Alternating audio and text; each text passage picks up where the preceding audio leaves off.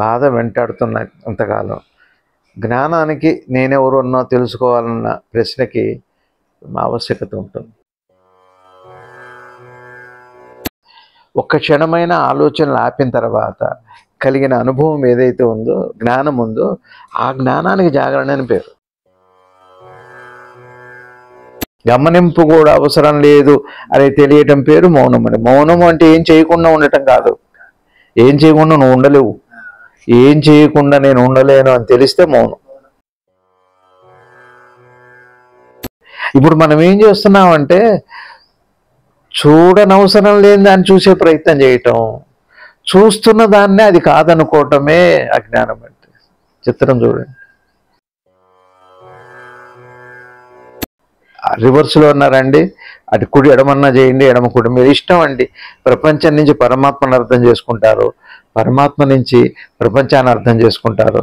ఆ అర్థం చేసుకోవటానికి నటరాజ నృత్యం అని పేరు. ఈ ప్రక్రియ పేరు నటరాజ నృత్యం అంటే. స్వామి నమస్తే.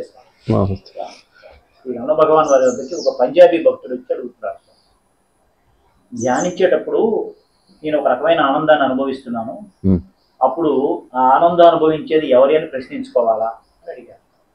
భగవాన్ చెప్తున్నారు, అది నిజమైన ఆనంద స్థితి అయితే, మనసు ఆత్మలో నిజంగా విలీనమైతే ఆ సందేహమే రాదు. నిజమైన ఆనందాన్ని అందుకోలేదని నీ ప్రశ్నే తెలియజేస్తుంది. ఈ సందేహించే వారికి వాడి మూలాన్ని కనుక్కుంటే అన్ని అనుమానాలు అంతమైపోతాయి. సందేహాలను నివారించడం వల్ల ఎంత మాత్రం ప్రయోజనం ఉండదు. ఒకటి పోతే మరొకటి వస్తూనే ఉంటుంది. సందేహాలకు అంతం ఉండదు. అసలు సందేహించేవాడు లేడని తెలుసుకుంటే, ఆ సందేహించేవాడి మూలాన్ని వెతికితే అన్ని సందేహాలు నశించిపోతాయి.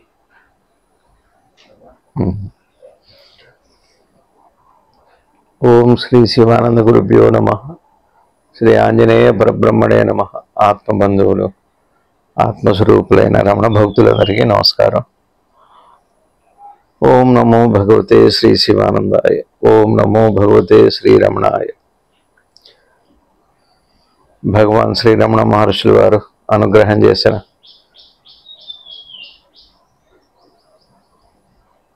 దీనిని విచారణ చేసి అర్థం చేసుకునే ప్రయత్నం చేద్దాం. ఇది చాలా మంచి ప్రశ్న. అంటే చిత్రం ఏమిటి అంటే,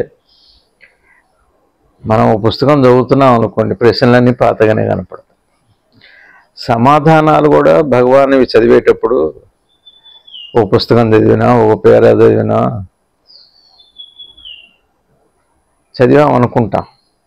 తర్వాత రెండోసారి మళ్ళీ ఆ పేరానో లేదా అదే చదివితే ఇది చదివిందే కానీ పక్కకు వెళ్ళిపోతాం. అది పాఠకుడు చేసే పనే, సాధకుడు చేసే పని కాదు. అట్లా ఉండదు. అది ఎప్పటికీ పూర్తి అవ్వదు రవి గారు. అది సత్యం అంటే. చెప్పాగా, చలమలో నీళ్లు కొత్తవి ఊరినట్టే, బోర్లో నీళ్లు కొత్తవి వచ్చినట్టే, నదిలో కొత్త ప్రవాహం వచ్చినట్టే, మీరు చదివింది మీ పాత జ్ఞాపకం చదివాను అనిపించింది, కానీ నిజంగా మీకు ఒకవేళ అది చదివి మీరు పూర్తి చేసి ఉంటే తిరిగి మళ్ళా చదవగలుగుతారు. అసలు తిరిగి చదవలేరు. దాన్ని అద్భుతమైన పరిణామం. అసలు చదవటం అనే ప్రక్రియ ఒక గొప్ప కళ. వినటం, చదవటం, చూడటం, ఇవన్నీ కళ. అంటే అర్థం ఏంటంటే స్వరూపము అని. కళ అంటే మనం ఏమంటామంటే, ఇప్పుడు శివుడిది నటరాజ నృత్యం అని చెప్పి అంటారు. శివరాత్రికి వాటిలో నటరాజ నృత్యము అంటే ఇప్పటికీ నీలో నీ ఆ అంతరాత్మైన అవునికి ఆత్మ చేసే ఆ విశ్వ చైతన్యం లోపల దాని కదలికలు ఉన్నాయి. ఆ కదలికలకి నటరాజ నృత్యం అని పేరు. నృత్యము అంటే ది మూమెంట్స్ ఆఫ్ కాన్షియస్నెస్. అసలు అది కదలికలేని కదలిక ఏది ఉందో అది నృత్యము అంటే. మృత్యువును పోగొట్టేది నృత్యము అంటే. నటరాజ నృత్యము అంటే మృత్యువును పోగొట్టాలి. అందుకే శివరాత్రి నటరాజ నృత్యము అంటారు. అది ఆత్మ చైతన్యం యొక్క ఆ విన్యాసం, దాని కదలిక. ఒక సూర్యకిరణాలు ఈ అనంత ప్రపంచాన్ని, అనంత లోకాలను ఎలా వెలిగిస్తుందో అది నటరాజం అంటే. ఒకేసారి అనంతంగా వ్యాపించిన ఆ కిరణం ఉందే, అది నటరాజ నృత్యం అంటే. ఒకేసారి నీలో ఉన్న ప్రజ్ఞ 5 ఇంద్రియాల ద్వారా గ్రహిస్తున్నది ఉందే, దీన్ని అది నటరాజ నృత్యం అంటే. నువ్వు నీ ఆలోచనలు వదిలిపెట్టిన తర్వాత ఉండేది నృత్యము అంటే. ఆలోచన యువతలు లేదు, కలాపం. అది ఆలోచన కలాపం, ఆలోచన కలాపం. ఆత్మదంత కళ, ఆత్మ కళలు అవే శివుడు. శివయ్య నెత్తి మీద వారి శిరోధారి శశికళ, శశిధరుడు అంటే అది మనం బాగా అర్థం చేసుకోవాలి. సరే కానివ్వండి. ఇకపోతే రెండోది ఏమిటంటే, పుస్తకం చదివామంటాం కానీ అది విన్నాం సత్సంగం అంటాం. అది వినటం. రెండోసారి నీ వినేటప్పటికీ నువ్వు విన్నామన్న జ్ఞాపకం కానీ, నువ్వు విన్నది పాతది కానీ ఉండదు, కొత్తదే ఉంటుంది. దాని పేరు భగవద్గీత, దాని పేరు ఉపనిషత్తు, దాని పేరు వేదము, దాని పేరే చదవటం అంటే. చదవటం అనే ఒక కళ, ఏదో నవల లాంటిది కాదు, పారాయణం కాదండి. ఒక పుస్తకం పారాయణం చేస్తారు, చదివి చదివి చదివి చదివి, అలా కానే కాదు. పారాయణం అనేది మహా అయితే హితవాక్యం ఉండవచ్చు ఏమో, హితమైంది పారాయణం కాదు. ఇదంతా పలాయనమే. నీలో సన్నిహితంగా ఉన్న ఆ హితం ఏది ఉందో అది హిరణ్యగర్భుడు. చెప్పారు గురువు గారు, సద్గురు శివానంద భగవానులు వారు, గురువు యొక్క లోకం హిరణ్యగర్భము అని. హిరణ్యగర్భము అంటే అనంతంగా వ్యాపించింది. ఇక నువ్వు ఆయన వెతకలేవు. ఇది పేరు పెట్టావా అంటే అది ఒక ప్రాంతానికి, ఒక దేశానికి, ఒక కాలానికి మాత్రమే పరిమితమైంది. అలా చేయలేవు. కాబట్టి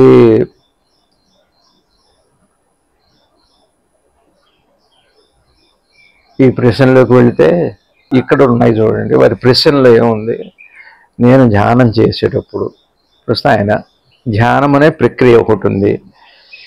అప్పుడు ఏమైందంటే వారికి ఆనందాన్ని అనుభవిస్తున్నారు. ఇప్పుడు ఆనందం ఇంకోటి అయిపోయింది. తానొకడు, ధ్యానం ఒకటి, ఆనందం ఒకటి. అంటే ధ్యానం ఆనందం విడిపోయింది, తాను ధ్యానం కూడా విడిపోయారు. ఈ 3 వేరు వేరు ప్రక్రియ కాదు రవి గారు. నేను నా ధ్యానము, నా ఆనందము వేరు కాదు. ఆనందం ఒకవేళ నీ చైతన్యానికి అనుభవంలోకి వస్తే దాని పేరు ధ్యానం అంటే. ఏదైతే లోపల ఉనికిలో నుండి మనసుకు అందపడుతుందో అందించబడిన దానికి ధ్యానం ఉంది అని, కానీ అందుకున్నది కాదు ధ్యానం అంటే. నువ్వు అందుకునేది కాదు ధ్యానం. నిద్ర వచ్చింది అంటావు కానీ నిద్రపోయానేమో చెబుతావు లేచాక. నిద్ర వచ్చిందేమో పోయే ముందు చెబుతావు, లేచాకనేమో నిద్రపోయానని చెబుతావు. మళ్ళీ నీకు ఆపాదిస్తున్నావు. నేను ఇద్దరిని నువ్వు వేరు చేసావు, దాన్ని ఒక ప్రక్రియ చేసావు. ప్రక్రియ కాదు రవి గారు. మనసు చైతన్యవంతమైంది, మనసు నిష్క్రియాత్మకమైంది. దాని పేరు క్రియాత్మకము, నిష్క్రియాత్మకమైంది మనసు. కానీ మళ్ళీ ఈ నేనెవరు, నీకెట్లా ఆపాదించావు ఈ నేనెవరు? అలానే నేను ధ్యానం చేసేటప్పుడు ఆనంద స్థితిని అనుభవించాను. ఆ తర్వాత వారికి ఏంటంటే ఆనందం ఎవరికి వచ్చిందని ప్రశ్నకు వచ్చు. అసలు ఆనందం ఎవరికి వచ్చిందని ప్రశ్న వేసుకోవాలా అంటంలోనే నేను పరాయి చేసుకున్నాడు. ఇందాక ప్రక్రియలోనేమో తనని ధ్యానం అనే దాన్ని, ఆ ప్రక్రియని, అంటే తను ప్రక్రియ ఒకటే చేసేవాడు. ఇక ధ్యానం ఒకటి విడిగిపోయింది, అది పొందే ఫలం. ఏం చేస్తాం, అదొక ఫలం విడిగా ఉంది. ఆ తర్వాత పొందిన ఫలం ఆనందం, మళ్ళీ అది ఒకటి విడిపోయింది. ధ్యానం నుంచి ఆనందాన్ని విడగొట్టాం. ఎట్లా కొట్ట మనసు మహా అయితే మేధస్సు ఏం చేస్తుందంటే దానికి చేతనైంది ఎంత విడగొట్టి అది ఆ తెల్లవారి పాలనలాగా ఉంటుంది. విభజన నుంచి పాలించు అని, విభజించి పాలించే మేధస్సు చేసేదంతా కూడా. లేకపోతే దాని ఉనికి లేదండి. అది విభజన తీసుకురాకపోతే మేధస్సు మనలేదు. మేధస్సు ఇక్కడ ఈ లోకంలో మనలేదు. విభజించే దాన్ని కొనసాగింపు ఉండాలి. ఆలోచన అంత మాత్రమే చేయగలదు. ఆలోచన ప్రక్రియ అంతా ముందు విడిపోవాలి, విభజన తీసుకురావాలి, అనుభవించాలి, మళ్ళీ దాన్ని కూడా విడగొట్టాలి. అన్నిటినీ విడగొట్టడమే దానికి చేతనవును, కలపటం నా చేత కాదు. ఆనందానికేమో పాపం విడగొట్ట. అందుకనే ఈ రోజున నాకు నా గురువు బోధ చెప్తాను, మీతో పంచుకుంటాను. ఉదాహరణకి మనం కాఫీ తాగుతున్నాం రోజు. కాఫీ తాగేటప్పుడు డికాక్షన్ అంటే ఆ కాఫీ పొడిలో ఏవో నీళ్లు పోసి వేడి చేసి అది మొత్తానికి అది ఆ కషాయాన్ని డికాక్షన్ అన్నాం, అయిపోయింది.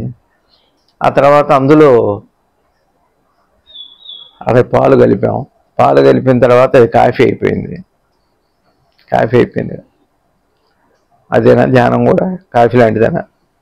అట్లాంటి ప్రక్రియనా? పాలు వేరే, కాఫీ పొడి వేరే. కాఫీ పొడి మళ్ళీ నీకు ద్రవం కాకపోతే మళ్ళీ కాఫీ అవ్వదు, అందుకని నీళ్లు కలుపుతాం, మళ్ళీ నీళ్లు వేరే. అదంతా అయిపోయిన తర్వాత పాలు మళ్ళీ అది వేరే, అది కలపాలి.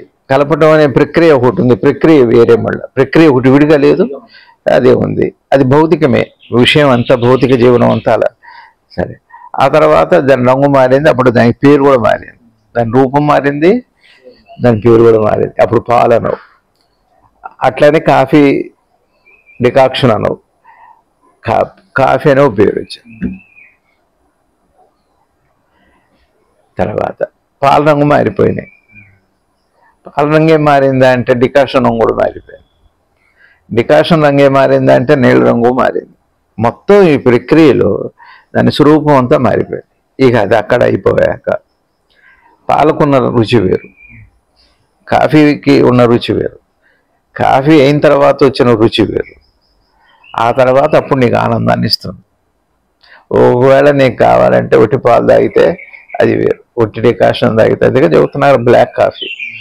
ఇలా కలిపిన తర్వాత దాని పరిణామం, దాని ఒక మొత్తం అంత మారిపోయింది.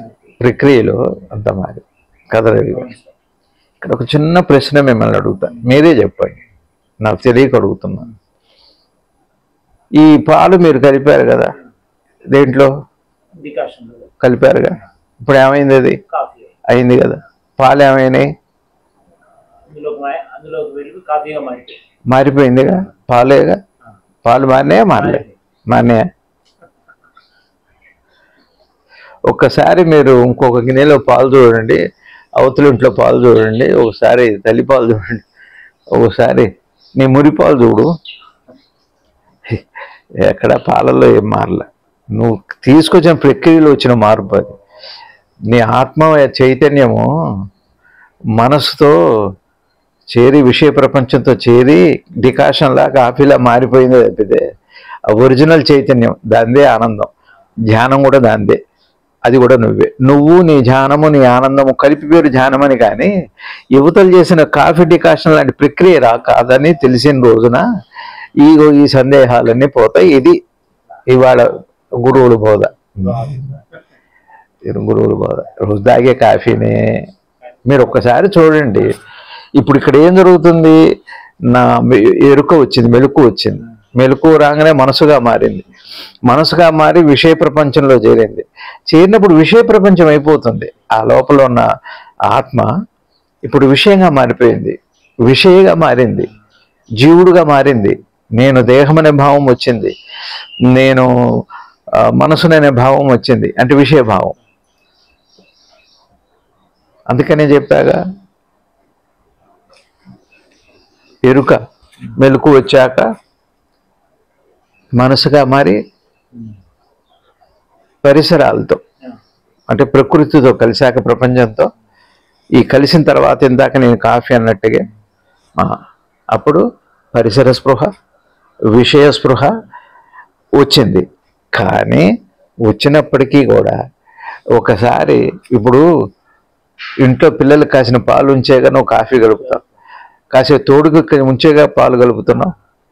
ఈ కాఫీలో కలిపిన పాలు కాక కలవని పాలు, అప్పటికి కలపని పాలు, దాని పాలు కలిసిన పాలలో కాక పాలల్లో ఒకసారి చూస్తే నీకు పాలు మారినాయో మారలేదో నీకు అర్థమవుతుంది. నువ్వు కాఫీగా మారిన పాలనే నువ్వు కనుక్కోలేవు. ఇప్పుడు చిత్రం ఏమిటి అంటే, అందుకనే మొన్న మాట్లాడుకున్న ఈ శివరాత్రి రోజు అట్లానే భగవాన్ ఎవరో వచ్చి కత్తితో కోసినా తెలియదు అని అంటే, పూర్వపరాలు ఆలోచించండి. మీరు పరానికి పరమైపోయి పారాన్ని మర్చిపోయారు, అది అపారమైంది, అది ఎప్పటికీ మారదు. నువ్వు ఇన్ని పాలల్లో అంత కాఫీ డికాషన్ కలిపి పాలు కాఫీ అయిపోయింది అంటున్నావు, కానీ పాలు అట్టనే ఉన్నాయి. అవన్నీ నీ కోపాలు అందులో రావచ్చు, నీ తాపాలు రావచ్చు, దాంట్లో పాపాలు రావచ్చు, దాంట్లో శాపాలు రావచ్చు. అవన్నీ యువతల డికాషన్లో ఉన్న చేదు అవ్వచ్చు. పాలకు కూడా చేదు వచ్చేసి,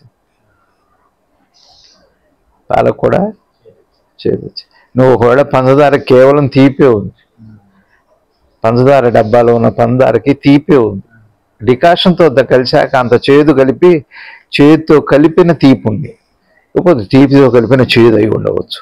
కానీ డబ్బాలో పంచదారనంతా నువ్వైతే మార్చట్లేదు, ఈ సత్యం లేకపోతే నువ్వు రేపటి కలుపుకోలేవు. అట్లానే నీ కాన్షియస్ ఒకవేళ పరిసస్పృహతో విషయస్పృహతో ఒకవేళ మారేటట్టయితే ఆ తర్వాత నీకు ముచ్చివే ఉంది, జీవనం లేదు, కొత్తదనమే లేదు. ఒకవేళ గురువు నోట్లో నుంచి వచ్చిన మాటే మళ్ళా వస్తే నువ్వు చదివిందే చదివాను అనుకుంటే, నువ్వు చదవలేదండి చదివాను అనుకుంటున్నావు, అది చదువు కాదు.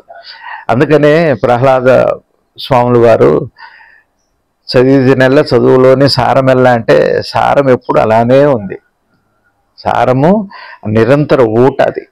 అట్లా గురువు అటువంటి వాడండి. అందుకే గురువుని పాచింతకాయ చేయొద్దు అంటున్నా. పాలను డికాషన్కి మాత్రమే పరిమితం చేశావు, పంచదారని కాఫీ రుచికి మాత్రమే పరిమితం చేశావు, దాని ఒరిజినల్ తీపి ఎక్కడికి పోలేదు. నీ హృదయంలో ఆ ఉనికి, ఆ చైతన్యం, ఆ ఉనికి యొక్క ఎరుక యొక్క ఆ తీయదనం, మధురం, ఆ మధురాన్ని నువ్వు ఎప్పటికీ దాన్ని చేదుగా మార్చలేవు రవి గారు. ఆ మధురాన్ని నువ్వు మరే రుచితో నువ్వు మార్చలేవు రవి గారు. షడ్రుచులు ఎప్పుడు కూడా రుచిని అనే లక్షణాన్ని మార్చలేకపోతున్నాయి. నీ షడ్రుచులు ఎప్పుడు కూడా నీ నాలిక యొక్క సహజ స్థితిని మార్చలేకపోతున్నాయి. షడ్రుచులు అవ్వచ్చుగాక, కలిసే ఉండొచ్చుగాక, అది మృష్టాన భోజనమై ఉండవచ్చుగాక, నీ నాలిక యొక్క స్వరూపాన్ని మార్చట్లేదు రవి గారు. నీ జబ్బు నీ నాలికని ఈ షడ్రుచులను కూడా గుర్తుపట్టనేయకపోవచ్చు కాక. నేను చెప్పేది దయచేసి అర్థం చేసుకోండి. ఇప్పుడు భగవాన్ చెబుతున్నారు, ఈ చెప్పేది ఎవరు? ఈ ఉనికి ద్వారా చెప్పేది కూడా భగవాన్. అక్కడ వింటున్నవాడు నేను వింటున్నా అనుకుంటున్నాడు కాబట్టి భగవాన్ అర్థం కావట్లేదు, అది కేవలం భగవానికి అర్థం కావట్లేదు. అదేదో నేను మీరు అన్నట్టుగా అన్నమయ్య సినిమాలో భక్తుడు ఎప్పుడు భగవంతుడి మాట వింటలేదయ్యా అన్నది అన్నట్టుగానే అయిపోయింది. అసలు భక్తుడు భగవంతుడి మాట వినాలి. నేను రాత్రిని నమ్ముతా, శివరాత్రిని నమ్మను. శివరాత్రిని నేనే నమ్ముతా కానీ ఈశ్వరుని విశ్వసించను. శివుణ్ణి మర్చిపోయి శివరాత్రిని నమ్మి, రాత్రిని నమ్మి శివరాత్రిని అపార్థాలు చేసుకుంటూ వెళ్ళిపోతున్నాం మనం. ఇప్పుడు మీకు ఏమర్థమవుతుంది? ఒక్కసారి కలిసిన పాలని, కలపని పాలని చూస్తే కలిపింది ప్రక్రియలో భాగమే కానీ పాలలో వచ్చిన మార్పు కాదు అని నీకు తెలిస్తే కోపాలు తాపాలు పోతాయి రవి గారు, నీ పాపాలు పోతాయి. ఇది శివరాత్రి. ఇక శివరాత్రి ఇప్పట్లో ముగిదు. ఈ ఉపాధిలో నుంచి వచ్చే మాటలు అది నిరంతరం శివరాత్రి. మరి ఏం చేస్తాం? శివరాత్రి, బోధకుడు శివరాత్రి, బోధి శివరాత్రి, అంతే. లేడుగా అదే వచ్చించావు, మళ్ళీ విడగొట్టారు మీరు. శివరాత్రి అంటే శివుడు ఆ రోజుగా ఉన్న రోజు చేసిన వాడు కలిపి శివరాత్రిని, కానీ భక్తుని విడగొట్టారు, కాలాన్ని రోజుని విడగొట్టారు, ఆ శివుడిని విడగొట్టారు. ఈ ముక్కంటి అంటే మూడు కలిపి నాకు పొద్దునే అనిపించింది. రెండు కళ్ళకి ఉన్నాయి కానీ దృష్టి ఒకటే ఉంది. అందుకని శివుడికి మూడో కన్ను ఒకటి ఉంది. అంటే దృష్టి ఒకటేరా, ఏకత ఒకటేరా. ఎలక్ట్రాన్ ప్రోటాన్ అణువులో ఎలక్ట్రాన్ ప్రోటాన్ ఉంది కానీ ఏకతే, అది ఏకత. ఆ క్రియలోకి వచ్చేటప్పటికి ఆ ఏకత లేకపోతే ప్రోటాన్ పనిచేయచ్చు, ఎలక్ట్రాన్ పనిచేయకపోవచ్చు. ఎలక్ట్రాన్ ఎనర్జీ అవ్వచ్చు, ప్రోటీన్ అవ్వచ్చు, కానీ నీకు రొటీన్ అయిపోయింది. ఎలక్ట్రాన్లో ఉన్న ఎనర్జీ, ప్రోటాన్లో ఉన్న ప్రోటీన్. ఇప్పుడు నీకు ప్రోటీన్ అవసరమే, ఎనర్జీ అవసరమే. ప్రోటీన్లో ఎనర్జీ ఉందా, ఎనర్జీలో ప్రోటీన్ ఉందా? నువ్వు విడగొట్టకు. ఏకత అంటే అది అనుకున్న ఏకతే. ఆ ముక్కంటి అంటే మూడో కన్ను ఏమిటో కాదు, రెండు కళ్ళకి దృష్టి ఒకటి అని తెలిస్తే మూడో కన్ను అవుతుంది. శివుడు నువ్వు ముక్కంటి అవుతావు. అది శివరాత్రి. శివుడికి మూడు కళ్ళు ఎందుకున్నాయి అంటే, నువ్వు ఆరాధించి ఎదుర్కొన్న లింగము, నువ్వు దీన్ని రోజు అంటున్నావుగా శివరాత్రి అని, ఆ మూడు కలిపి నాన్న ఇదంతా కాలమేను, కాళ్ళునేను, కాళుడేను, కాలమేను, కాళేశ్వరుడేను 3 వేరు కాదు. నువ్వేం చేసావు అంటే కాఫీ డికాషన్ లాగా విడగొట్టావు. నువ్వు 3 చేసావు. ఇప్పుడు నువ్వు మర్చిపోయావు. కాఫీ అనే తాగుతున్నావు, మర్చిపోయావు. నువ్వు పరవశిస్తున్నావు. పారవశించట్ల, పారవశం చెందాలి, పరవశం కాదు. నేనేమైంది, నా మనసు పరవశం మాత్రమే చెంది. పారవశము. పరవశము అంటే ప్రపంచంలో కలిసిపోవటం, పారవశ్యము అంటే పరమాత్మలో కలిసిపోవటం. బయట ఉన్న రూపం దేవుడు, లోపల ఉన్న రూపనామాలు లేనివాడు పరమాత్మ. నువ్వు పరమాత్మను చూడ, లోపలికి వెళ్ళు. నువ్వు బయట ఏ దేవుడన్నా చూడు, భేదమే. లోపలికి వెళ్ళి చూడు, పరమాత్మే, రూపనామాలు లేవు దానికి. అది శివరాత్రి. ఈ విధంగా ఇప్పుడు మనం భగవాన్ చెప్పిన దానికి వెళదాం. విలీనమైతే అంటే ఒకవేళ చేస్తున్నవాడు చేసిన దాంట్లో కలిసిపోతే, ఇప్పుడు పాలని పిలవట్లేదు కదా, డికాషన్ కూడా పిలవట్లేదు. కలవనంతకాలం కలుస్తున్నావు అంటే ప్రక్రియ చెయ్యి. అంటే నువ్వు ధ్యాన ప్రక్రియ ఇంకా జరగలేదన్నమాట. ఆ ధ్యానం అనే ప్రక్రియ చాలామంది మనం ఏమనుకుంటున్నామంటే ఆలోచనని ధ్యానం అనే ప్రక్రియ కింద మార్చి దాన్ని ఆలోచనకు పరిమితం చేసి ఆలోచనే ధ్యానంగా భావిస్తూ ఆలోచనలను గడుపుతున్నాం. అది కాదండి. ఇంకా ధ్యానం అనే ప్రక్రియ ఇంకా అసలు మొదలే పెట్టలేదు, ఇంకా డికాషనే పెట్టలేదు. డికాక్షన్ అయ్యాక కదా పాలు కాగబెట్టుకోవాలి, పాలు తీయాలి, పాలు కాగబెట్టాలి. పాలు తీయను లేదు, పాలు కాగను లేదు, డికాక్షన్ తయారు అవ్వను లేదు, ఈ 2 మిశ్రమం కాలేదు, అందులో తీపి రాలేదు, ఆనందమే రాలేదు. కలిసి తాగాక కదా నీకు వచ్చే ఆనందం. చూడంగానే సంతోషం వస్తుంది, ఇంకా తాగటం ఎందుకు, అవి కలపటం ఎందుకు, ఇంత ప్రక్రియ ఎందుకు?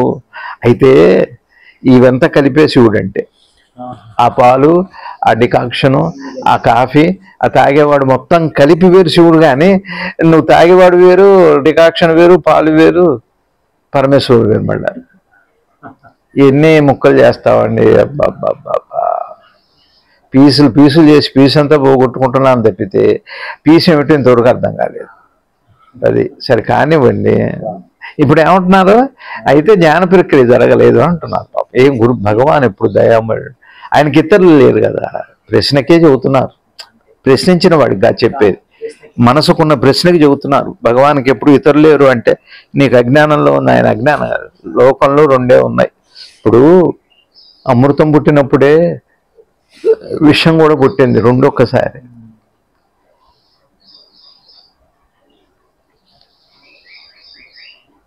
ఆ మదనంలో ఎప్పుడు 2 ఉంటాయి. సృష్టి ఏర్పడ్డప్పుడే 2 ఉన్నాయి. సురాసురులు, అమృత విషాలు, పగలు రాత్రి, కల్పవృక్షం, కామధేనువు, అన్నీ ఒక్కసారి. ఒకటే అని అర్థం. కానీ ఒక్కసారి అనగానే భేదం ఉంది ఆ ఒక్క మాటలోనే. తెలుగు కానీ భాష అర్థమైనా కనీసం జ్ఞానం చాలా వరకు 99% పూర్తయిపోతుంది. భాష అర్థమైన, భాషకే అర్థం కాలే మనకి. పదాలు పట్టుకొని వెళ్ళాడుతున్నాం కానీ పదాల్లో భేదాన్ని పట్టుకొని వెళ్తున్నాం, అభేద స్థితి చూడట్లేదు. అమృతం పుట్టినప్పుడే కదా విషయం కూడా పుట్టింది. దాన్నేమో మళ్ళీ ఈశ్వరుడు స్వీకరించాల్సి వస్తుంది. ఇప్పుడు ఏమైంది? అమృతం వేరైపోయింది, అది దేవతలకు అయిపోయింది. విషయం ఏమో అసురులకు రాక్షసులకు అయిపోయింది. మరి దాన్ని భరించేవాడు ఎవరు ఉన్నారు? ఆలహాలాన్నే, అది ఇంకా భయంకరమైంది. అదేమో మరి ఈశ్వరుడు స్వీకరించాల్సి వస్తుంది. ఇక్కడ చిత్రం ఏమిటంటే అన్నీ కలిపే శివుడు. సృష్టి అంటేనే 3 అని, త్రికాలాలు, త్రిగుణాలు, ఇవన్నీ కలిపే సృష్టి అంటే. కానీ సృష్టి అంటే మళ్ళీ విడివిడిగా కాదు, ప్రక్రియలో అనొచ్చు. అది ప్రక్రియకి మాత్రమే, అది వ్యావహారిక సత్యం. చిత్రం చూడండి, వ్యావహారిక సత్యము అంటంలోనే అది కూడా సత్యంలో భాగమే అని. కానీ అది మాత్రమే సత్యం కాదు. ఏదో చెప్పా కదా, చిత్తశుద్ధి లేని శివ పూజ లేదరా, భాండశుద్ధి లేని పాకం మేలరా. భాండశుద్ధే పాకం కాదు, చిత్తశుద్ధే శివ పూజ కాదు. ఆత్మశుద్ధి లేని ఆచారమేలరా, ఆచారమే ఆత్మశుద్ధి కాదు, ఆత్మజ్ఞానం. ఆత్మశుద్ధి లేని ఆచారమే. ఆత్మకి ఎప్పుడైనా శుద్ధే అని ఆచారం ద్వారా తెలుసుకుంటాం. అందుకనే విగ్రహారాధన కానీ, మన సంప్రదాయం కానీ, మన సంస్కృతి కానీ ద్వారా తెలియబడుతుందే కానీ అది మాత్రమే కాదు. ఆత్మశుద్ధి లేని ఆచారం ఎలా అంటే ఆత్మకి శుద్ధి ఎప్పుడుగానే ఉంది, ఆచారం వల్ల వచ్చిన శుద్ధి కాదు, ఆచారం వల్ల తెలియబడది, ఆచరణ వల్ల. అందుకని కర్మయోగమై, ఆచారము అంటే కర్మయోగము అని. కర్మ చేయటం ద్వారా అది శుద్ధమైంది అని తెలుస్తుంది. ఆ కర్మ లేదు అవన్నీ తర్వాత. కర్మయోగము అంటే అర్థం ఏమిటంటే దాని ద్వారా తెలుస్తుంది అని. అదా పాకశుద్ధి లేని భాండశుద్ధి లేని పాకం, భాండశుద్ధి లేని పాకమేల. పాకానికి ఒక ఇది కావాలి, ఒక రుచి ఉంది. మీరు శుద్ధి లేకపోతే అది రాదు. మీకు కావాల్సింది అయితే రాదు, వస్తుంది. గిన్నె కడగకుండా వండినా కూడా ఏదో వస్తుంది, అది వేరే విషయం. నీకు కావాల్సింది రావాలంటే శుద్ధి ఉండాలి. అట్లనే నువ్వు పూజలు పునస్కారాలు విగ్రహారాధనలు చేయటం వల్ల ఏదో వస్తుంది, రాదని కాదు. జ్ఞానం కావాలంటే మాత్రం అది ఉండాలి. అట్లానే చిత్తశుద్ధి లేని శివ పూజలేలా. చిత్తశుద్ధి అంటే చిత్తమే శివుడు అని అర్థం. శుద్ధి లేకపోతే చిత్తం శివుడు అని నీకు ఎప్పటికీ అర్థం కాదు. నీకు చిత్తం వేరు, చెత్త వేరు, శివుడు వేరు అయిపోతాడు. వచ్చిన చావది. శుద్ధి లేనప్పుడు వచ్చే బాధ అది. ఇవన్నీ పెద్దలు చెప్పిన మాటలన్నీ కూడా ఊరికే ఒట్టి పలుకులు. అది వారెవరో అన్నట్టుగా తాలు మాటలు కాదు అవి, తోలు మాటలు. తాలు మాటలు. ఈ తోలు అయితే ఎప్పుడైనా నేను అదే చెబుతా కదా, జ్ఞాని సోలు చూస్తాడు, తోలు చూడంట నేను. మనమేమో తోలు తప్పనించి సోలుకి ఎప్పుడు వెళ్ళాం, సోర్సుకు కూడా వెళ్ళాం.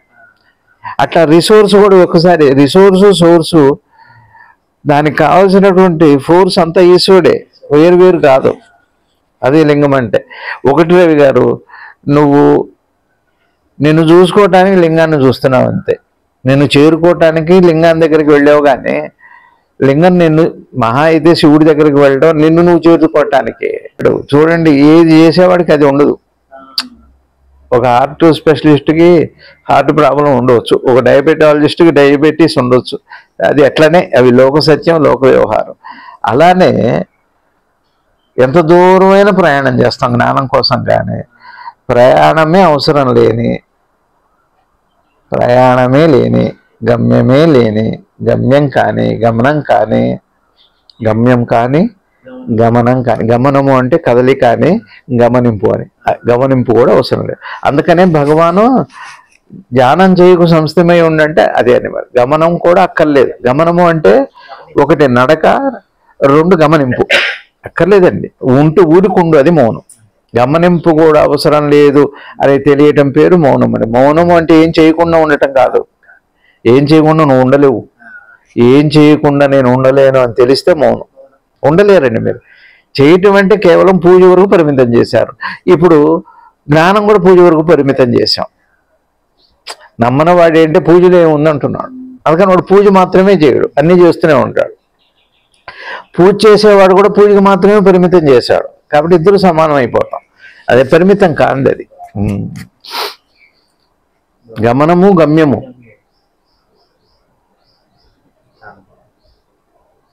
గమ్యం బయట కానీ గమ్యం లోపల కానీ. గమ్యము అంటే ఇక్కడ ఆలోచించాల్సిన అవసరము కానీ అప్రయత్నంగా లభించేదని గమ్యము అంటే. గమ్యము అగమ్య గోచరము. అగమ్య గోచరము అన్నది గోచరించేది, గోచరమయ్యేది. అది గమ్యం కాదు లేదు. ఏదైతే గోచరమవుతుందో, ఏది నువ్వుగా ఉందో అగమ్య గోచరంగా ఉందిరా, ఏం చేయాలో తెలియట్లేదని బాహ్యపదం కాదు అది. అగమ్య గోచరము అంటే నీకు దేని ద్వారా అంతా గోచరం అవుతుందో. అసలు మీరు గోచారాన్ని నమ్ముతారు, గోచరాన్ని నమ్మరు. అదే ఈ చరాచర సృష్టిలోనే ఈ భూచరంగానే భూచరుల లక్షణం అంతే. ఏది గోచరంగా ఉందో, గోచరముగా అంటే గోచరముగా ఉందో, చెలించకుండా, కదిలి కదలక, అంతటా ఉండి అంతటా లేక, అది గోచరం. అప్పుడేగా మీరు ఆ మాట అంటారు. అగమ్య గోచరం ఏమిటి? మామూలుగా కూడా, వ్యవహారికంగా కూడా. అందుకని ఇదంతా కూడా ఇంకా ధ్యాన ప్రక్రియ మొదలవ్వలేదు. ఒకవేళ అయితే నువ్వు విదేహమే రాదు అంటే ఇంకా ధ్యానం అనే ప్రక్రియ జరగలేదు. ఆయన ఏమన్నాడంటే పూర్తి చేసేస్తాడు. ధ్యానం అయిపోయింది, ప్రక్రియ అయిపోయింది, ఆనందం రావటం కూడా అయిపోయింది. వచ్చిన తర్వాత ఈ ప్రశ్న వచ్చింది, కాబట్టి మరి ప్రక్రియ పూర్తయింది. అదేదో అంటారుగా, రామాయణం అంతా విని సీత రాముడికి ఏమవుతుంది అని.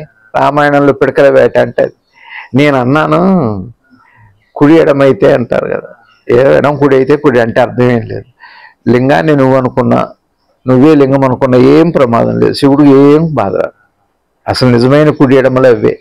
నువ్వు వెళ్ళి శివలింగాన్ని చూస్తూ నేను శివుణ్ణి, అది అదే అసలు నేను, అసలు శివుణ్ణి నేనన్నా పర్లేదు. ఏమండి, అసలు శివుడు అదే, కేవలం నేను లింగాన్ని అనుకున్నా ఏం పర్లేదు, కుడి ఎడమైతే ఏం పర్లేదు. ఈశ్వరుడికి కుడి ఎడమైన ఎడమ కుడి అయినా. మీరు అలాగే గారు ఇప్పుడు ఈ రిమోట్ ఉంది, ఈ కన్ను మూసుకొని చూసా, ఈ కన్ను మూసుకొని చూసా, కుడి ఎడమంటే అర్థమైందా? దృష్టిలో ఏం మార్పు లేదు. కుడి ఎడమ యువతలు ఉంది, కుడి ఎడమ దృష్టిలో లేదండి, ఉందా? అదే దృష్టి లోపం అంటే. అసలు దృష్టి లోపం ఇది కాదు, ఇది కనపడిపోవటం, రిమోట్ కనపడకపోవటం కాదు, అసలు రిమోటే లేదు. రిమోట్ ప్లేస్ కానీ రిమోట్ కానీ, రిమోట్ ఎందుకు వచ్చింది? రిమోషనే, అసలు రిమోషనే కాదు, ప్రమోషన్ కాదు, రిమోషన్ కాదు, మోషన్ అర్థం చేసుకో. అది నటరాజ నృత్యం అంటే. కదలిక అర్థం అవటం పేరు నృత్యం, కానీ కదలటం నటరాజ నృత్యం కాదు. కదలిక, ఆ మొదటి కదలిక, ఆ ఉనికి చైతన్యం అవుతున్న కదలికలో అద్భుతమైన నటరాజు, ఎంత అనంతమైంది. నటరాజ నృత్యం అంటే ఒక ఒక ఒక విత్తు పూతగా మారటం, పూత పిందవటం, పింద పండవు కాయ అవటం, కాయ ఫలం అవటం, ఫలం మళ్ళా తిరిగి వృక్షం అవటం, ఇదంతా నటరాజ నృత్యమే. నీ ఉనికి చైతన్యం అవటం, చైతన్యం మనసు అవటం, మనసు ప్రపంచం అవటం. దేహం లేని మనసు లేదు, మనసు లేని దేహం లేదు, చైతన్యం లేని మనసు లేదు, ఉనికి లేని చైతన్యం లేదు. ఇది నటరాజ నృత్యం అంటే. రివర్స్లో ఉన్నారండి, అటు కుడి ఎడమన్నా చేయండి, ఎడమ కుడి, మీరు ఇష్టం అండి. ప్రపంచం నుంచి పరమాత్మను అర్థం చేసుకుంటారు, పరమాత్మ నుంచి ప్రపంచాన్ని అర్థం చేసుకుంటారు. ఆ అర్థం చేసుకోవటానికి నటరాజ నృత్యం అని పేరు. ఈ ప్రక్రియ పేరు నటరాజ నృత్యం అంటే. చైతన్యాన్ని చూసారా మీరు? మీకు ఆలోచన తెలిసింది కానీ ఆలోచన ఏమిటో ఆలోచించలేరు మీరు. మీరు మనసు ఏమిటో చెప్పగలరు కానీ మనసును చూడలేరు మీరు. వస్తువును చూడగలరు కానీ చూపేంటూ చూడలేరు. చిత్రమైంది. అది నటరాజ నృత్యం అంటే. ఇప్పుడు మనం ఏం చేస్తున్నామంటే చూడనవసరం లేని దాన్ని చూసే ప్రయత్నం చేయటం, చూస్తున్న దాన్నే అది కాదనుకోవటమే అజ్ఞానం అంటే. చిత్రం చూడండి. ఎనర్జీ మ్యాటర్ అయిపోయింది, మ్యాటర్ అయ్యాక ఎనర్జీని ఎట్లా వెతుకుతుంది? అది ఎక్కడ పెద్ద వచ్చింది చావది. సైన్స్ కూడా అదే చెబుతుంది. నిజమైన ఆనందాన్ని అందుకోవటం, ఇంత ప్రక్రియ పూర్తయిందని చెబుతున్నాడు. ఇంకా ప్రారంభించలేదు. ఇప్పుడు మనందరం కూడా అలానే చదవటం అయిపోయిందండి. నీసా స్థితిలో చదివానండి, చదివేశాను, అయిపోయి. భగవద్గీత చదివా. నీకు మించిన భగవద్గీత ఎవరున్నారు? పరమాత్మే ఇంద్రియాలు మనసునై ఉన్నానన్నారు. ఎంత బాగా చెబుతున్నారు. ఇప్పుడు కృష్ణ పరమాత్మ ఏమో ఇంద్రియాలు మనసు నేనన్నా, ఏమండి? శివుడేమో ఆనందాన్ని నేనంటున్నాడు, బ్రహ్మేమో నీ సృష్టి అంతా నీదని శరీరం నేనాడు. ఇప్పుడు నువ్వు ఎవరిని అంటే మొత్తం కలిపి ఎవరిని ఎట్లా పెడతావు? బ్రహ్మ విష్ణు మహేశ్వరుడు వారి వేరే, ఇక్కడ ఆనందం మనసు దేహం వేరే అంటల్లావలా రవి గారు. ఇప్పుడు ఏమైందంటే మొన్న చెప్పా, నిన్న సత్సంగంలో ఆది నుంచి ఆ వరకు, ఆ నుంచి ఆ వరకు అంటే అనుభవము, అనుభూతి, ఆనందం అని అంటున్నారు కదా. రెండు. ఇది ఆత్మ వస్తువు, ఇది ఆత్మ వస్తువు. అంతే. జాతకాలన్నీ ఇవే చెబుతారు కదా. సరే, ఉందా లేదా వదిలిపెట్టండి. ఇప్పుడు ఆ పార్ట్ కాదు మనం. ఇటు చూసి జాతకం ఏం చెప్పలేము, ఇది చూసే చూసారా? సరే, చూసి చెబుతున్నాం కదా. ఇది ఆత్మ అనుకోండి, ఇది మనసు, దేహం అనుకోండి. మొత్తం కలిపి ఒకటే, వేరు వేరా? కాణ్యంలో బొమ్మ బొరుసు ఉంటుంది కానీ కాణ్యానికి మినహాయించి కాదు కదా. దాన్ని హరాయించుకోవాలి ఫస్ట్. విషయంగా కనీసం వెర్బల్గానే అర్థం కావాలి. అందుకని ఇది అనుభూతి, అనుభవం రెండింటికి ఒక ప్రక్రియ ఒక లక్షణం ఉంది. అట్లానే ఆత్మకి కొన్ని లక్షణాలు, అనుభూతికి కొన్ని లక్షణాలు, అనుభవానికి కొన్ని లక్షణాలు, దేని లక్షణాలు దానికి ఉన్నాయి. తర్వాత అనుభూతి అనుభవం రెండు కలిసిన తర్వాత కాఫీ డికాషన్, పాలు డికాషన్ కలిసిన తర్వాత వచ్చే మార్పు లాంటిది. ఈ మూడు కలిశాక ఇక్కడ ఆనందము, అనుభూతి, అనుభవం. కాఫీ ఆత్మ అనుకోండి, పాలు అనుభవం అనుకోండి, డికాషన్ అనుభూతి అనుకోండి. ఆనందం ఎప్పుడైంది? ఎంత కలిసాక. ఇప్పుడు మనం ఏం చేస్తున్నామంటే ఆనందం వేరుగా ఉంది, కాఫీ వేరుగా ఉందండి. కాఫీ అంటేనే వేరు, పాలంటే వేరు, డికాషన్ అంటే మరి మూడు విడగొట్టి చూడండి, కాఫీ లేదు. కలిపి చూడండి, ఈ మూడు లేవు. ఇది చూసారా? అద్వైతంలో ద్వైతం, ద్వైతంలో అద్వైతం. అలానే ఈ రెండు ఎప్పుడైతే కలిసిన తర్వాత ఇప్పుడు ఆనందం ఏమైందంటే ఆనందం కోసం అనుభూతిగా మారి, అనుభూతి కోసం దేహంగా మారి, మూడు కలిసి మళ్ళీ ఆనందం అయింది. ఇది ఉంది చిత్రంగా మొత్తం అదే. ఇదే అద్వైతం అంటే. అయిందా? అయితే ఈ ప్రక్రియలో కొన్ని మళ్ళీ మారుతాయి. ప్రక్రియకు వచ్చేటప్పటికి మార్పులు జరుగుతాయి. అట్లానే ఆనందం అనే అనుభూతిని నువ్వు నిజంగా ఇప్పుడు ఏం చేసావు? అతను చెప్పటంలోనే ధ్యానం చేశాను నేను, ఆనందం వచ్చింది. ఇప్పుడు వచ్చాక ఇప్పుడు నేను ఎవరికని ప్రశ్నించాలా అన్నారు. నిజంగా వస్తే ఈ ప్రశ్న రాదు. అంటే ఆత్మానుభవం పొందితే ఆత్మానుభవము, ఆనందము, ఆ ప్రక్రియ పూర్తి అవ్వటము వేరు కాదు. అయితే ఈ ప్రశ్న రాదు. అదే నది వెళ్ళి సముద్రంలో కలిసాక నది అనం కదా, అట్లా ఇది ఇప్పుడు విడివిడిగా ఉన్నాయి అని అంటూ భగవాన్ ఏమంటారు, పూర్తి అయితే సందేహమే రాదు, నిజమైన ఆనందాన్ని అందుకోలేదని ప్రశ్నే చెబుతుంది. మరి అందుకుందని ఎవరు చెబుతున్నారు? అంటే ఇక్కడ ఒక చిత్రం ఉందండి. మనందరం కూడా ఇళ్ళలకు కానీ పండగ అయినట్టుగా ఉంది. ధ్యానం ఏమిటో అర్థం కాకుండా కానీ ఆలోచన ధ్యానం అనుకున్నాక పండగ అయినట్టుగా అయిపోయింది. అప్పుడు ఎక్కడికి ధ్యానం అయిపోయింది. ఇక్కడ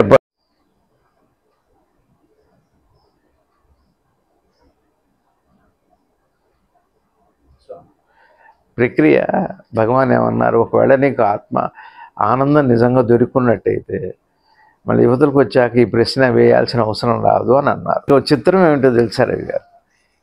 ఇక్కడ భగవాన్ రెండు మాటలు చెబుతున్నాడు. ఇప్పుడు ధ్యానం అంటే నేను చేసి ధ్యాన ప్రక్రియ పూర్తి చేసి ఆనందాన్ని పొందుతున్నాను అంటున్నా కదా.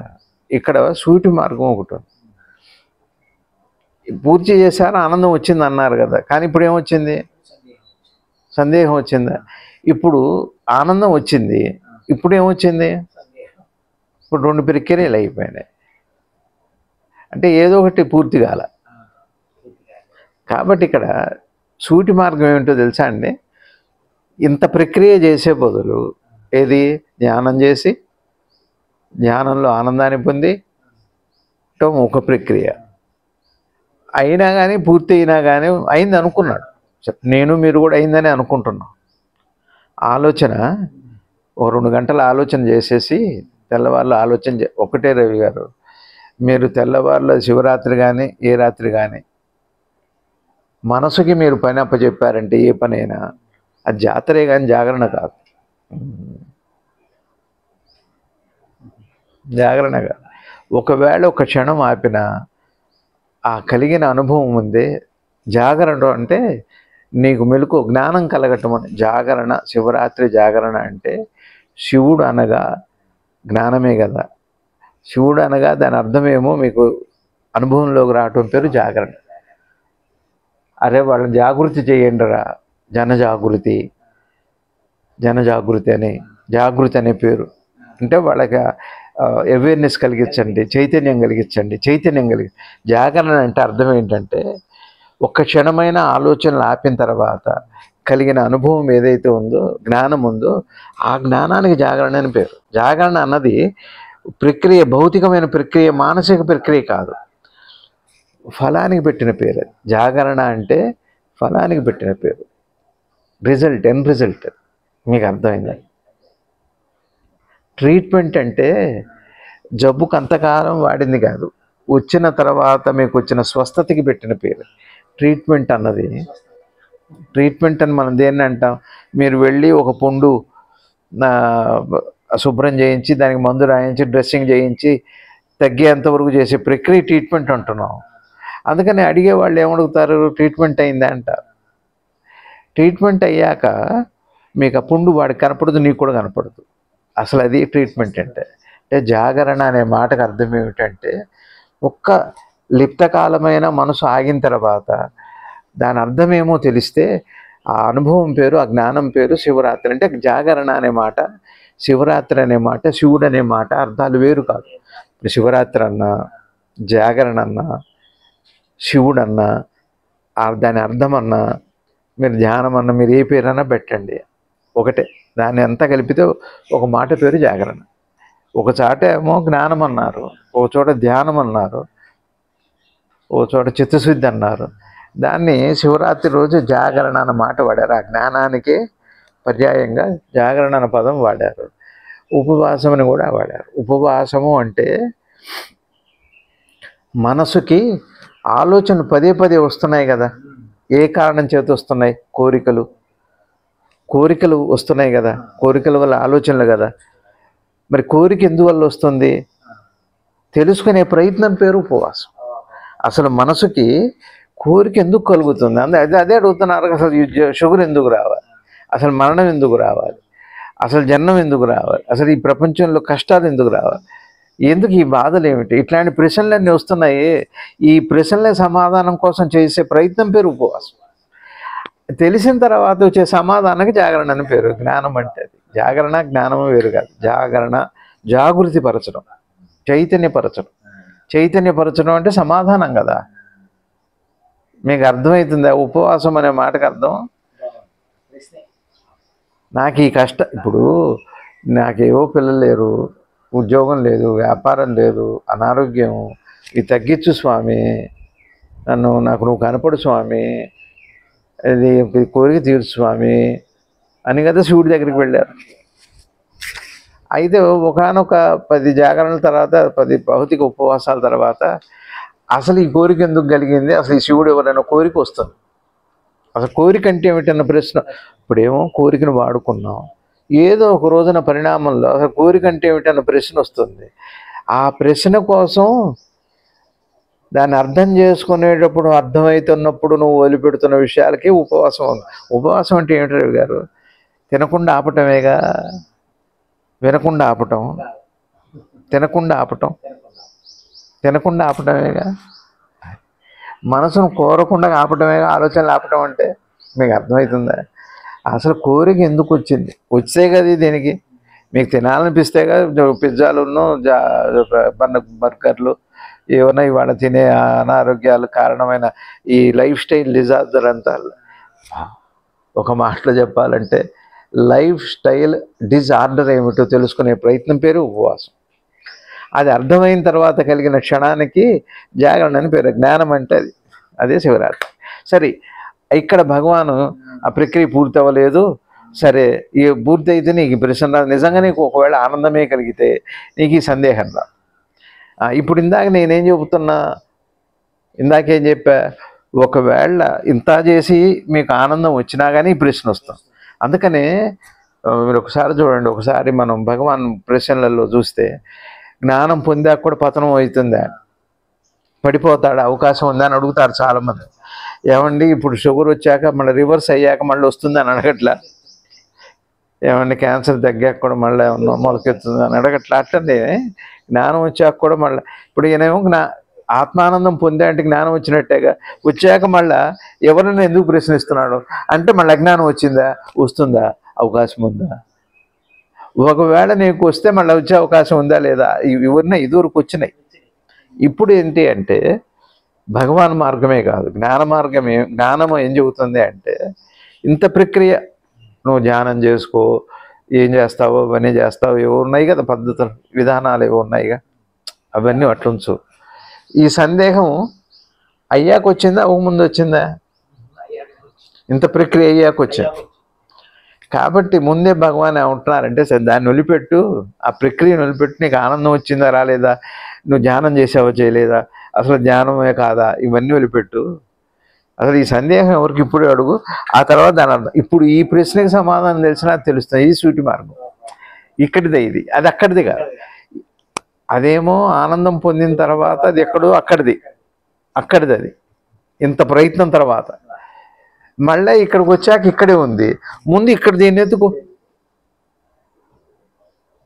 ఇప్పుడు మీరు ఆఫీసులో ఫోన్ మర్చిపోయొచ్చు, ఇంట్లో భార్య నడిచి, పిల్లలు నడిచి, పని వాళ్ళు నడిచి, ఇంటి నడిచి, ప్రభుత్వాన్ని నడిచి, చివరికి ప్రెసిడెంట్ ఆఫ్ ట్రంప్ను కూడా అరిస్తే ఉపయోగం ఏముంది? నువ్వు పోగొట్టుకున్న చోట వెతకాలి. భగవాన్ అన్నారు, ఎక్కడి నుంచి వచ్చావు అక్కడికి పోవటం అంటే అసలు ఇక్కడి నుంచేగా వచ్చింది.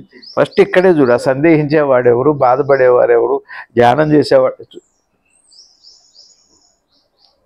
ధ్యానం చేసి ఆనందం పొంది ధ్యానం చేసేవాడు అని ఉండటం కాదు.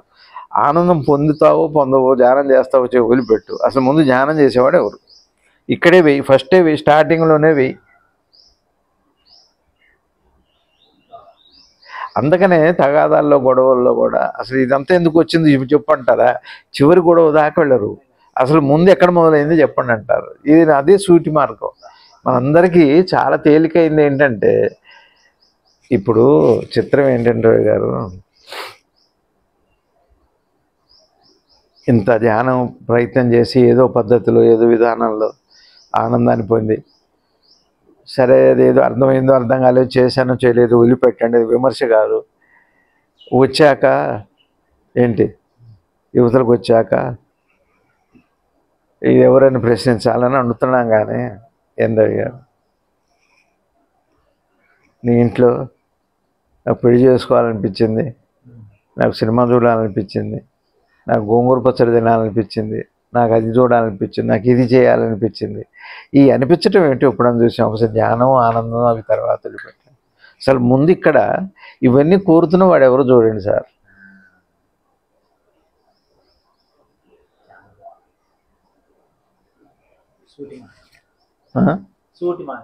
సూటి అది కనుక్కోవటం, ఇది కనుక్కోవటం. అందుకనే భగవాను ఏనుగు తొండంతో గాలి పీలుస్తుంది, నీరు తీసుకుంటుంది, ఒకటే చేస్తుంది. ఇది వ్యవహారికము, అది ఆధ్యాత్మికం అని చూడొద్దు. ఇక్కడైనా ప్రశ్న చేయి, నాకు సినిమా చూడాలనిపిస్తుంది, చూడాలనుకున్నవాడు ఎవరు అంటే నేను అని అంటే ఊరికే భౌతికానికి ఆపాదించు, ప్రక్రియకి చూడు. ఇక్కడ ఈ ప్రక్రియను చూడు. ఆనందం సరే, ఇక్కడే కూడా వచ్చేది ఏముంది లేదు కాదు. సినిమా చూస్తే నీకేమొస్తుంది?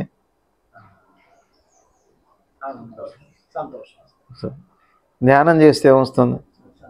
అక్కడ వచ్చింది, ఇక్కడ వచ్చింది కదా. అక్కడైనా సంతోషపడేవాడు, ఇక్కడైనా సంతోషపడే, ముందు చూడరాదా పడేవాడెవడు? అర్థమవుతుందా?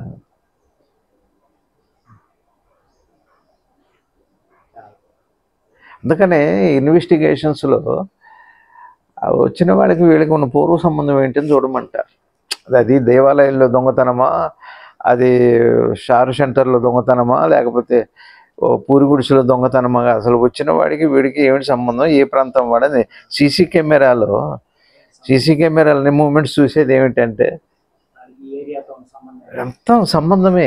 సంబంధం లౌకికమైందా పారలౌకికమైందా అనే విషయం కాదు. నువ్వు సంబంధాన్ని ఎక్కడ ప్రశ్నించినా సమాధానం మాత్రం ఒకటే, ఎందుకంటే రెండు ఒకటే కాబట్టి. భగవాన్ చెప్పారు. భగవాన్ చెప్పినవి ఎన్నో. అసలు భగవాన్ని మీరు అర్థం చేసుకోదలుచుకుంటే రవి గారు, దయచేసి మనం పుస్తకం పూర్తయింది అనుకుంటున్నాం కానీ ప్రయాణం మొదలుపెట్టలేదన్న విషయం మనం ఇంతవరకు చూడలేదు రవి గారు. అది ఎక్కడో దురదృష్టం ఉంది మనకి. దురదృష్టం అదృష్టం తెలియదు కానీ ఏమో సరిగా పాత సరిగా లేదేమో ఆ ప్రయాణమే. మీరు అర్థమైందా రవి గారు?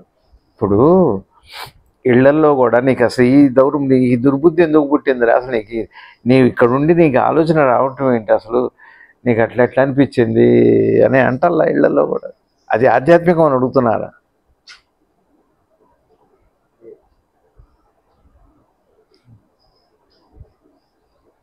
మామూలుగా కూడా ఎవరికి పరిచయం అయ్యి వాళ్ళు ఫోన్ చేస్తే అసలు నా గురించి మీకు ఎవరు చెప్పారని అడుగుతారు. దైవం గురించి అడిగినా, ఒకవేళ ఏదైనా లౌకికమైన ప్రశ్న అడిగినా వాడు అడిగే ప్రశ్న ఏంటంటే అసలు నా గురించి నీకు ఎలా తెలిసిందని అడుగుతారు కదా. ఇక్కడ కూడా భగవాన్ ఏమంటున్నారంటే అది ఆధ్యాత్మికమా లౌకికమా కాదు. దానికైనా దేనికైనా అసలు ప్రయత్నం చేసేవాడు ఎవరు చూడుకోరు. ఇక్కడ దేనికి ఆపాదించకు. సో వీడు చూడు ఫస్ట్, ఇక్కడ వాడే అక్కడ వాడే అక్కడ, ఎక్కడ వాడే అక్కడే, వాడే వీడు వీడే వాడు.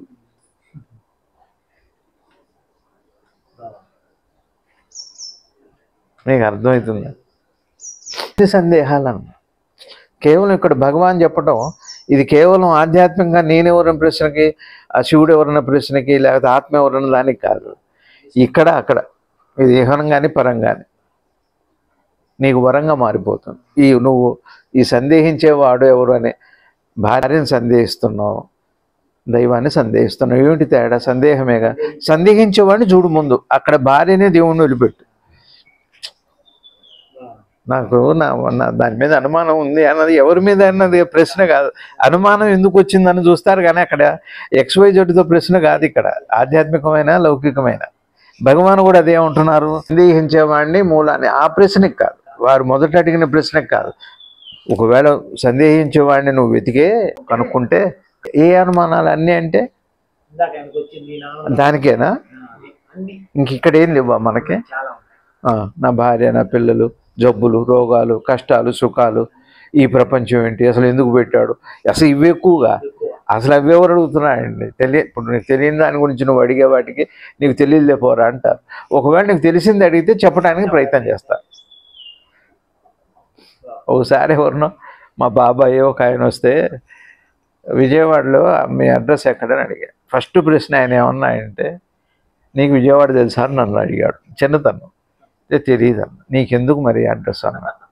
ఏమని చెప్పాలి? ఎక్కడి నుంచి మొదలు పెట్టాలి? జగైపేట నుంచా, బల్సుపాడు నుంచా, విజయవాడలో బస్ స్టాండింగ్ నుంచా, లబ్బిపేట అంటే అది ఎక్కడ ఉంటాడు? పోనీ నెంబర్ టౌన్ 1 టౌన్ అంటారా, అది ఎక్కడ? ఏది అడిగినా అది ఎక్కడ, అది ఎక్కడ, అది ఎక్కడ. వీడు ఎప్పటికీ ఎక్కడ దాన్ని ఎక్కడ అంటే అప్పుడే ఎప్పటికీ ఎక్కడ వాడు ఎక్కట్లేదుగా. అసలు ఏది ఎక్కటానికి ఏది ఆధారం? ఏది? వాళ్ళు ఎవరు వాస్తుంది అంటే వాస్తుంది అన్నారు. ఆ వాస్తు ఏ వాస్తు తెలియగా వాస్తుంది అని అయితే అన్నారు ఆయన. అట్లానే ఇప్పుడు ఇక్కడ నీకు తెలియంది అడిగారనుకోండి, నీకు అది తెలుసా అని అడుగుతారు. నువ్వు తెలిసింది అడిగారనుకోండి, అనుమానం ఉంటే చెబుతారు. ఇక్కడ భగవాన్ ఏమంటున్నారు? ఆయన అడిగిన ప్రశ్నకి చెప్పట్లేదు. అది కాదు, ఇక్కడ భగవాన్ కూడా చెప్పొచ్చు గారు. ధ్యానం వచ్చాక ఆనందం వస్తే, ఆనందం వచ్చాక నిజంగా వస్తే నీకు ఈ ప్రశ్న రాదు అంటూ, ఒకవేళ నీకు ఈ సందేహించేవాడు ఎవరో ప్రశ్న నీకు అర్థమయ్యేటట్టయితే నీకు ఆ ఆనందం ఎవరికి వచ్చింది అని అడగటం అంతా అయితే అది చెప్పలేదుగా. అన్నీ అని అన్నారు. అన్నీ అంటే ఏమిటి? కొన్నేనే. అన్నీ అంటే కొన్నేనే. కొన్ని అంటే అన్నీ అనే. అన్నీ అంటే ఇహము పరము, ఇక్కడ అక్కడ, ఇది అది లేదు. అది కదా జ్ఞానం అంటే. భగవానికి నిలువు, ఇతరమే లేదు. ఆయనకి ఇతరం రావటం ఈశ్వరుడి తరం కూడా కాదు. అది అట్లాంటి వస్తువు. అది భగవాన్ అంటే అట్లాంటి వస్తువు. ఎవరు ఆ గురువుకి ఇతరాన్ని కల్పించడం ఎవరి తరం కాదు. బ్రహ్మ విష్ణు మహేశ్వరుడు సాధ్యం కాదు. అది కానీ వారే కదా. అంటే వాళ్ళని తక్కువ చేయటం కాదు నా ఉద్దేశం. మీరు అర్థం చేసుకోండి దయచేసి. గురువు అన్నవాడు మనకు అర్థం కావాలి. పాడే ఇక్కడ అన్నీ అని ఎందుకన్నారు? అన్ని అనుమానాలు పోతాయి అంటున్నారుగా. అన్నీ అంటే ఏంటి రవి గారు? అసలు ఇక్కడే ఎక్కువ ఉన్నాయి మనకి. దేవుడి గురించి ఆత్మానందం ఆయన ఒక్కడే అడిగాడు. అసలు అది అడగకుండా యువతలు అడిగిన వాళ్ళు చాలామంది ఉన్నారు. మీకు నాకు కూడా ఉన్నాయి. ఇప్పుడు మా ఇంట్లో 3 కష్టాలు ఉన్నాయి. దాని సంగతి ఏంటంటే నాకు ఉంది. ఇప్పుడు దేవుడు ఏమిటి, జ్ఞానం ఏమిటో మనకు అనుభవం రాలా, ఆనందం రాలా. ఆయన మాత్రం అడిగాడు అనుకోండి. భగవాన్ ఏం చెబుతున్నారంటే, ఒకవేళ అడగపోయినా, ఒకవేళ ఇవి అడిగిన వాళ్ళకి అది ఇది. అందుకనే ప్రహ్లాదులు వారు అని చెప్పకుండా ఎందుగలడందులో ఏడని సందేహం మూలదు, ఎందు నీ ఇష్టం నా బాబు. అసలు ఎందుకు అంత అందుకని ఎందుగలడు అందుగలడని సందేహము వలదు, ఎందెందు వెతికినా అంటే అర్థం ఏంటంటే, ఎక్కడ అనే ప్రయాసం ఒకటి ఉంది కదా, అనుమానం ఒకటి ఉంది కదా, కష్టం ఒకటి ఉంది కదా. ఆ కష్టాన్ని తెప్పించాడు ప్రహ్లాదుడు. అందుకనే వెంటనే ఈ స్తంభమా అని అడిగాడు.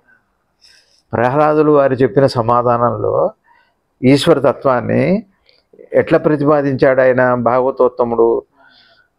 ఎందుగలడు అందగలని సందేహము వలదు, ఎందెందు వెతికిన అందం దేయగలడు చక్రి సర్వోపగతిని అంటంలో మనం ఏం చేస్తామంటే వెతుక్కుంటూ వెళ్తాం కదా. మళ్ళీ అనుమానం ఎక్కడున్నాడో లేడో అంటూ వెతుక్కుంటూ వెళ్ళాలి కదా.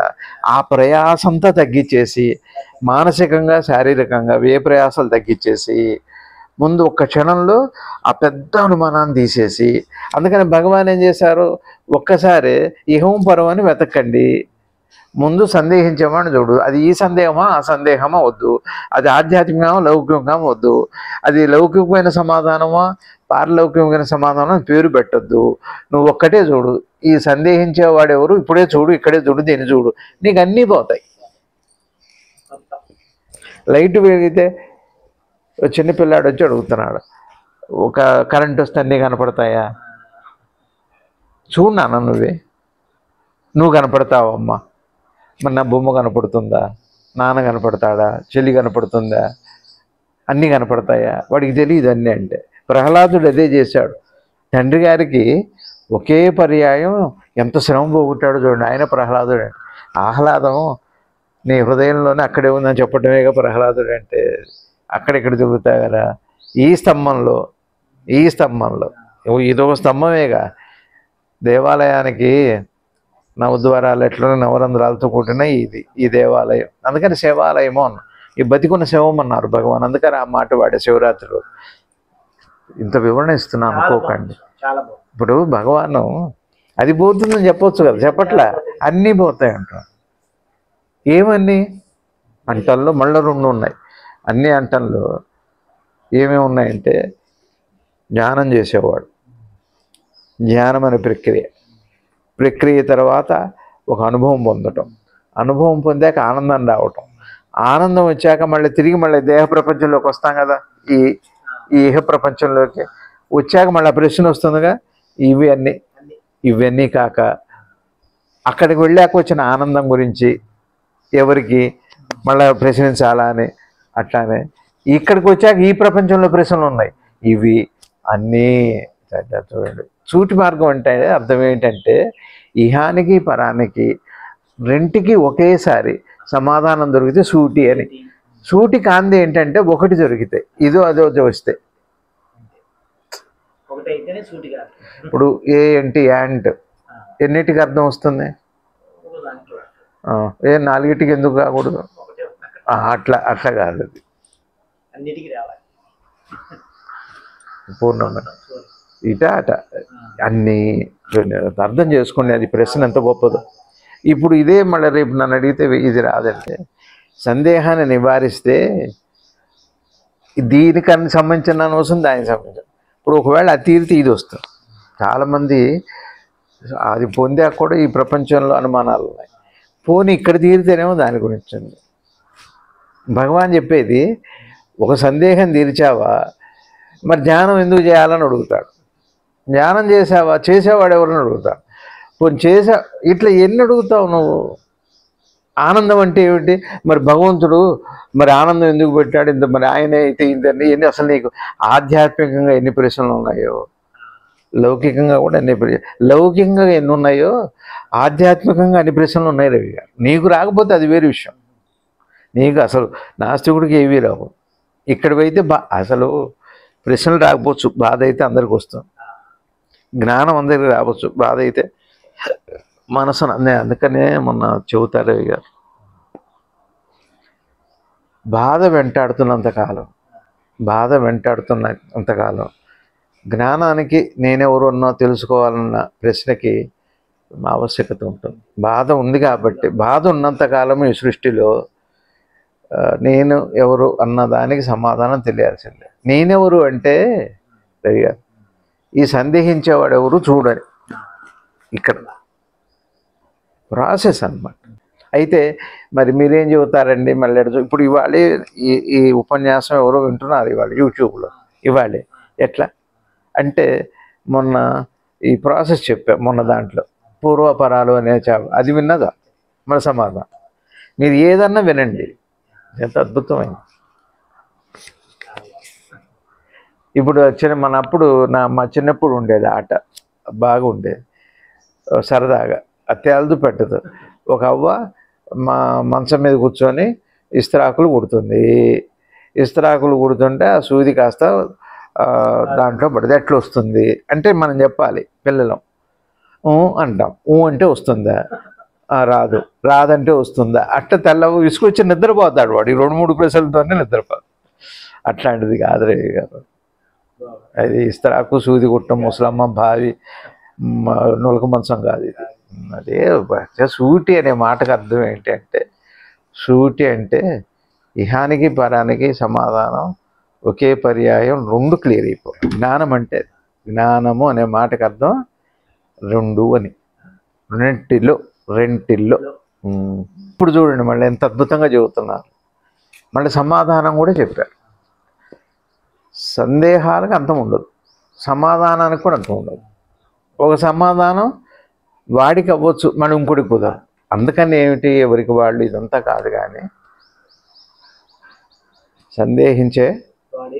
సందేహించేవాడు లేడు అని ఎంత అద్భుతమైన జ్ఞానమైన ఒక ఉపనిషత్తు అంతిమ వాక్యాన్ని చెబుతున్నారు. సందేహించేవాడే లేడు అంటే, నన్ను అడిగితే నేనేం చెబుతానంటే, సందేహించేవాడే లేడు అంటే ఆనందాన్ని పొందినవాడు కూడా లేడు, ఈ ప్రక్రియ లేదని కూడా